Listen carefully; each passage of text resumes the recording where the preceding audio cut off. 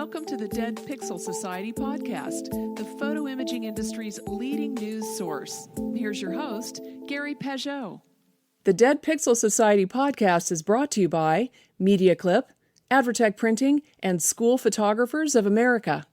Hello again, and welcome to the Dead Pixel Society podcast. Today we're joined by Steve Buzogany from Philadelphia, and he has an interesting business called the Appreciation Advocate. So, hi, Steve. How are you today? Hey, what's going on, Gary? Great to be on.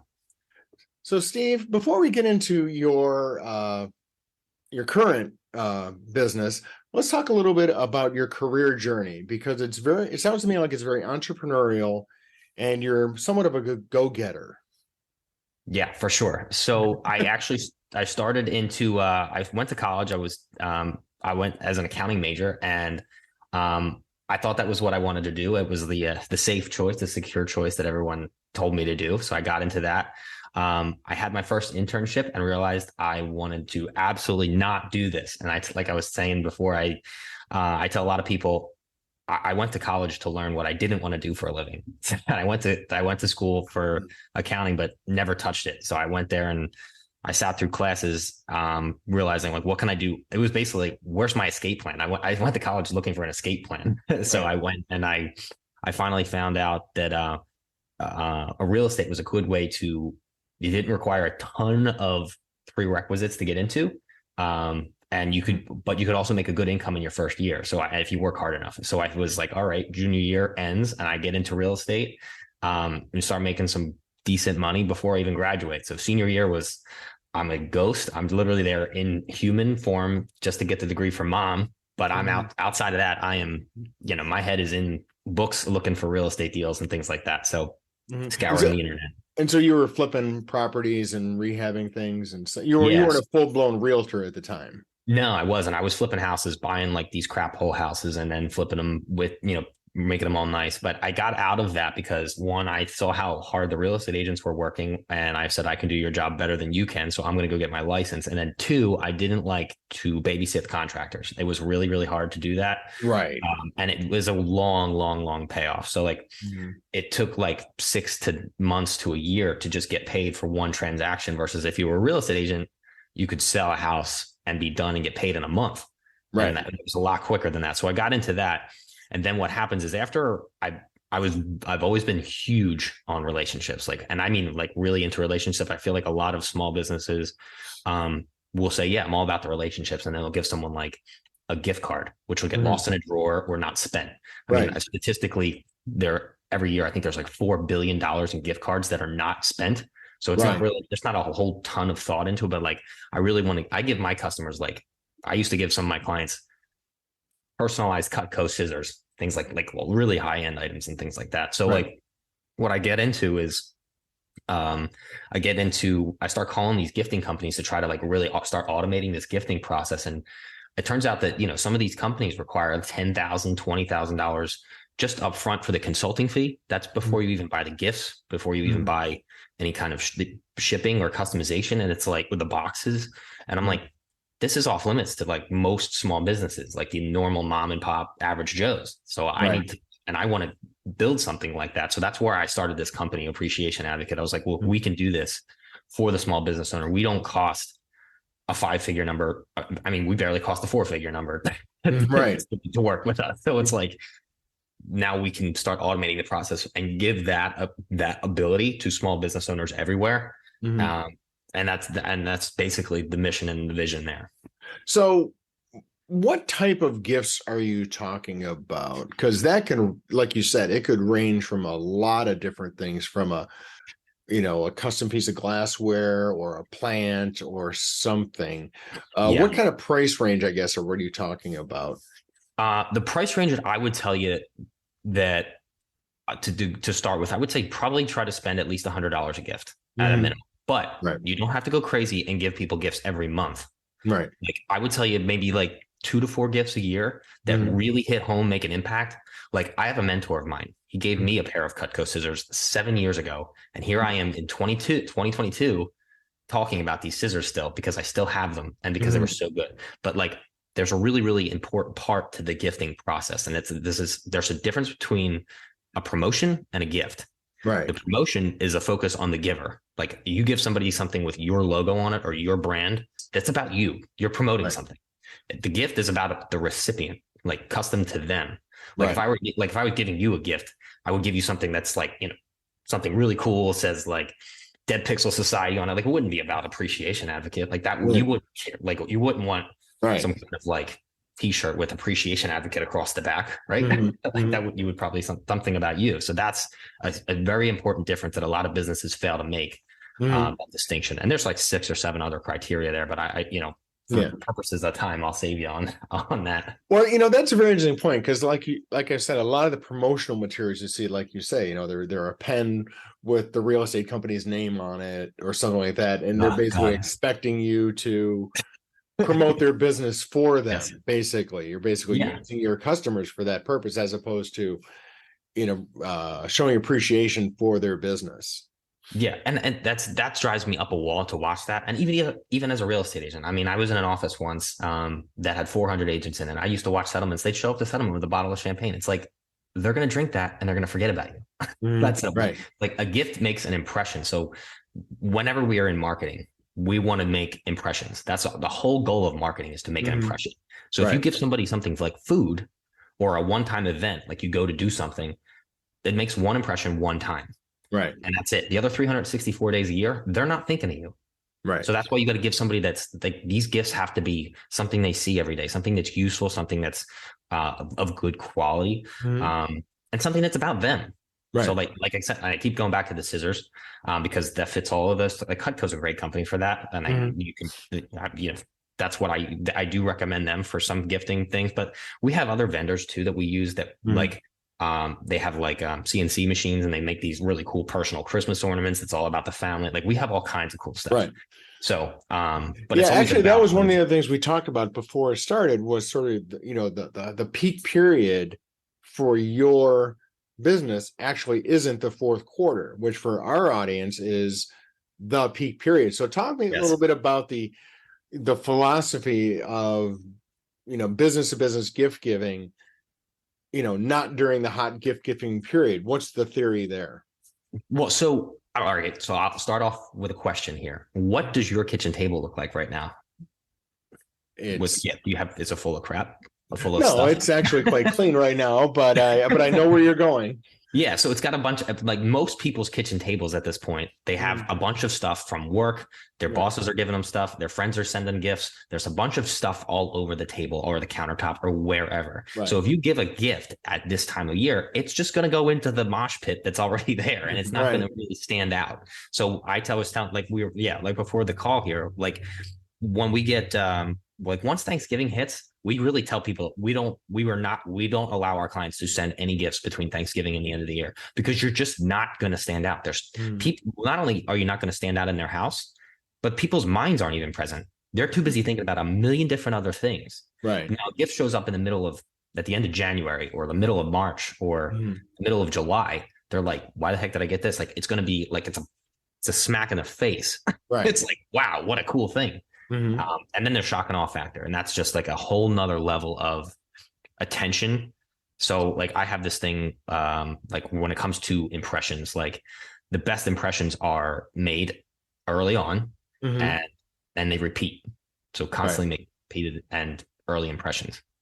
So do you escalate the quality of the gift based on how long you've had the relationship, or is it pretty much around that price point? Do one of two ways. So it depends. Like sometimes, like if we're doing a bulk order for somebody, what we'll do is maybe they're going to buy gifts for their top 25 clients. And they might be getting the clients all the same thing, but the personalization for each one will be different. So that'll be one, like you could do it that way, which is like, I want to spend a certain dollar amount per client. That's fine. But what we could also do is you could say, hey, I got my top 10 clients and I want to do, my one client's worth $100,000 and my other client's worth $50,000. You might want to do a little, and you the small business owner, you want to do a little bit more for the $100,000 client. That's fine. Or whatever. As a real estate agent, our average client might be somewhere between $3,000 and $10,000 a year. I tell people in terms of appreciation, and this goes like a flat rule, whatever your client is worth to you net wise, like after your appreciation, or after your taxes and insurance, retirement, whatever the net number is to you, you should take about 5 to 10% of that and give it back to the client, because without them, you have no business. That's where the accounting comes into play. You just figured it all out Correct. in your head. So you are using your accounting background. Yeah, there it is. There it is. It finally showed up. I guess it was worth 200 grand for that one sentence. So how did you come upon this as a business concept? Because like you said, there's other people out there doing it. And, frankly, a lot of my audience is, producing many of those gift items for other people or for their customers or things. And, a lot of people would say that market's saturated. So what did you see as the differentiator for what you're doing?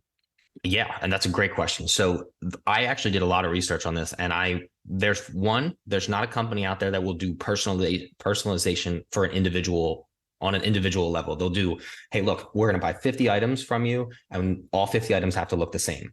Right. And these gifting companies are all thinking the same way. They're all thinking it's about the brand of the company buying it. It's not about the recipient. So they do gifting in a branding way where they're trying to buy 50, books or notebooks or whatever. They're going to send all these notebooks or tablets or whatever out to their clients, but they're all going to be branded with the company logo. So they're all going to be the same. And it's essentially that's swag. Swag stands for, I'll make it G-rated, stuff we all get. Right. Exactly. That's what swag stands for. When you're just giving away swag, that means nothing. So like what we do is like, you could send me an order of 25 of your best clients. And I say, okay, what do you want to do for this person? What do you want to do for this person? What do you want to do for this person? And we'll take care of all of that. Nobody does that. That's just hyper personalized. So, and the other thing that we do that's different is we're affordable. Like I said, in our company mission statement, which you'll see on our website, like it literally says we stand for the small business owners of the world, the mom and pop shops, the average Joes, and we make ourselves accessible to them so that they can compete and exceed the big corporations of the world in the areas of client appreciation and gratitude. Because before my company exists, nobody has that access. Like you have to spend $10,000 to $20,000 just for the consulting fee before you buy any gifts. Right. So like I said before, I'm not $10,000 or $20,000 to talk to. I don't upcharge the gifts. So like, I'm not trying to make money on the gifts as well. You pay me for the service and the consulting and the automation of it. And then you focus on going out and getting more business. I'll take care of your best people. Like literally that. So let's say I was a contractor and I had 25 great customers. So I could come to you and I'll say, here's my customers. I need some gift ideas. And so your process is really the consultation piece of figuring out what's best for those customers, maybe based on some dialogue, maybe a little research or something. So every single one of those 25 gifts could be completely different. Could be. Yeah. Yeah. So it's really a 5-step process, really. And that's on my website. So you could do, basically you're going to come to me. We're going to get on a call. We're going to do a consultation call. You're going to tell me a little bit about each client. And you might get them all the same thing, but just personalized differently. Right. And then we get on the consultation call. And then after the call, my team and I will put together, I guess, a plan for you. Then we'll send it to you. You say yes, no, make a couple changes, eventually sign off on the plan. And then we execute the plan. We deliver everything to your clients for you. Like obviously I'm going to need their addresses and stuff so I can get them to them. Right. But then all you have to do really is just keep doing your day-to-day basis. I do encourage my small business owners to make a call. Like I'm like, hey, just so you know, they're going out this day. They're probably going to be in hand. The gift will be in hands. The in hands date is what we use to just, that's when the client's going to get it. Right. So I'd say like literally the day after the in hands date or the day or 2 days after, you should make a phone call just because that really helps it on the impact level. So like that way they it came from you. We try to be as invisible as possible. Like we don't send them a box that says appreciation advocate. Right. It says it's about the small business owner and their relationship with their client. Like we are almost as invisible as possible. Like that's the whole thing. Right. So yeah, it's pretty straightforward though. Like basically call, consultation, plan approved, execution. So when you talk personalization of a product, I mean, let's say Cutco scissors, how do you personalize something like that? That's basically a utility item, if you will. So in that item, you like with scissors, you can just get their name engraved on it. So like it would be like their last name engraved on the scissors. Or what's really cool, I've seen done. I learned this from another Cutco sales rep. What I did is she actually had like one of those large butcher knives she was given to a client, and her client had like his favorite quote. She had his favorite quote engraved on the side of it of the knife. So like that's super cool and super personal. And it's like no one else is going to have that knife. And it doesn't mean anything else to anyone else other than this one client she had. So I was like, that's a cool way to do this. Like, so like that kind of personalization is the color. The color is always important. Like one time I personalized like speaker systems, like, you know, like a Bose, like pill shaped speakers. Like I texted all my best clients when I was a real estate agent. I said, what are your favorite colors? And everyone's like, well, I don't know where you're going with this, Steve, but yeah, it's blue or whatever, or it's pink or it's yellow. And I had all of their last names, and like written on it in some cool form, and it was and their favorite color, and they all got the same gift, but it was all very different. So one guy got like a blue and green and red one, another woman got a yellow and gray one, like one had flowers on it, one had soccer balls on it, like everything was so different, personalized. That's what I mean by personalized. It's just about the recipient and what they like. Now that's a very as opposed to a piece of cutlery like a butcher knife that I can really see if someone's really into cooking, that would be super meaningful. Whereas a speaker, it's got a shelf life, right? I mean, it's not lasting forever. You know, technology tends to wear out. Do you recommend a technology focused gift? Not a ton usually. Like it depends on what the technology is. So like in that case, the speaker, they typically will last a few years and make a good impression. And plus some people only use them at the beach or when they go camping. The one I bought them, it was waterproof and it was meant for being in a really rugged environment. So it probably will last a little longer. Right. And then because it's personal to them and they're probably going to be using it when they're hanging out with other people, people will see it and be like, yeah, what, that speaker is so cool. Where'd you get that? Oh, my real estate agent gave it to me. And there's no doubt I'm a conversation piece. But your name's not on the speaker hidden. No. It's not about me because that's a promotion at that point. Right. I'm just saying that because there are people who would say, wow, that's a missed opportunity. So you're really kind of going counterintuitive to that mentality. Yeah. Yeah. Cause like, I mean, for me, like I even like the very stereotypical real estate agent gets like, they'll buy like a cutting board for a house, a home buyer will buy a new house, their first time home buyer, you get them a cutting board. But it's got, you know, Steve Buzogany, real estate expert, Berkshire Hathaway or Remax or whatever on it. And it's like, you ruin the gift. Like no one wants to see your stuff on there. But like, so what I did is I kind of put it up. I put like their name, I'll put like their monogram on it with their last name, the address of the house they bought, the date they bought it. And it's all engraved onto the wood. And it's like, I get calls from clients. Like actually I do have one post from a client on my website and she actually says like, I don't even want to use this to cut. I want to make sure I want to hang this on my walls. Right. It's like, I don't want to ruin this. So that's why we do that. So do you work anything right now with photographic type cut personalized products? Is that something you think there's a market for this type of thing? Yeah. So like we're always looking for good vendors in any type of aspect. So like, and I know you have a good audience for that. So they can totally reach out to me if they have cool ideas for personalization and customization. What we do, like any kind of cool ideas, like even like for what you guys do, like doing something just off the top of my head, like doing some kind of like cool family tree diagram or something like that would be like a really cool way to basically live inside someone's home for generations. Right. But be also like a cool way to be remembered all the time. Like, oh, this is cool family tree diagram. And obviously you guys or your vendors or someone in your audience could build like the photos around it or whatever. Sure. Yeah, definitely. Or any other kind of, photographic display of some way that's like super cool, unique, like that kind of stuff. That's super awesome. So I'm always open for that kind of stuff. So speaking of your website, what is the website and how can people become directly involved with you? You can reach out to me. My phone number is actually at the bottom right corner of the website. So you can definitely reach out to me there, or you can just go on the website and just opt in. Like there's a couple of opt-in buttons. Just send me a message on there. The website is appreciationadvocate.com.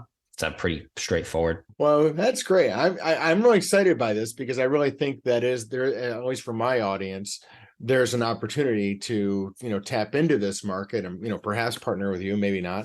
But it's, it's with so many of them focused on the fourth quarter as their profit center. They're always looking for other times of the year and other occasions for gift giving other than, the usual Mother's Day, Father's Day, graduations and things like that. So I just think, this business to business market is potentially quite large.